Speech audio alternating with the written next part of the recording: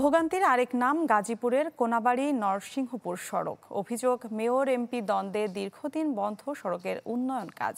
তবে 1 বছর ধরে কাজ শুরু হলেও নেই দৃশ্যমান অগ্রগতি, ফলে চরম ভোগান্তিতে লাখো মানুষ। অন্যদিকে বরগুনায় 483 কিলোমিটার সড়কে খানাখন্দ তৈরি হয় দুর্ভোগে স্থানীয়রা। ইউনিভার্সাল কার্ডিয়াক হসপিটাল, আপনার হৃদয়ের আরো কাছে। হঠাৎ দেখলে মনে হবে ড্রেনের লাইন, কিন্তু এটি গাজীপুরের কোনাবাড়ি থেকে আশুলিয়ার নরসিংহপুর সড়ক। কিছুদিন আগেও এই সড়ক দিয়ে যাত্রীবাহী বাহন চলাচল করলেও বড় বড় গর্ত আর পানিতে ডুবে থাকায় এখন তাও বন্ধ। চালক ও এলাকাবাসীর অভিযোগ, পণ্যবাহী ট্রাক আর রিকশা চলাচল করলেও প্রায়ই ঘটছে দুর্ঘটনা। চলতি পথে পড়তে হয় নানা দুর্ভোগে। যে ঝুঁকিপূর্ণ রাস্তা, গাড়ির লুট গাড়ি নিয়ে আসা যায় না, এই রাস্তায় গাড়ি চলাইতে জীবনের ঝুঁকি হয়ে যায়। আর দোষ হয় ড্রাইভার অ্যাক্সিডেন্ট। রাস্তার যে সমস্যা, এটা তো সরকার দেখে না।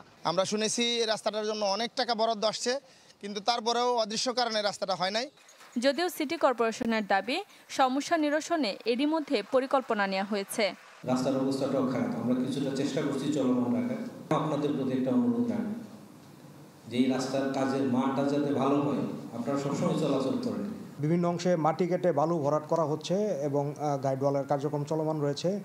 আমরা আমাদের অঞ্চল থেকে ব্যবস্থা গ্রহণ করেছি যেন খুব দ্রুতই কার্যক্রমটি শেষ হয় এবং জনগণের চলাচলের জন্য আমরা দ্রুতই রাস্তাটি উন্মুক্ত করে দিতে পারি।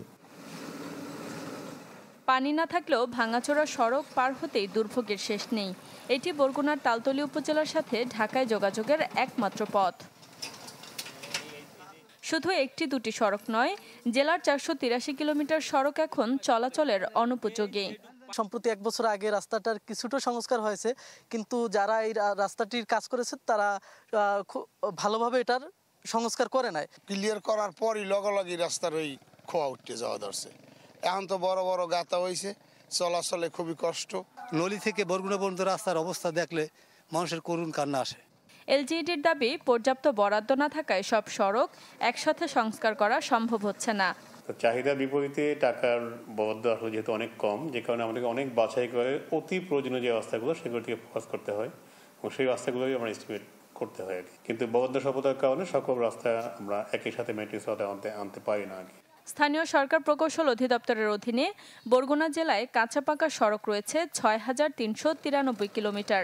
এর মধ্যে সংস্কার উপযোগী সড়কগুলোতে নেই পর্যাপ্ত বরাদ্দ।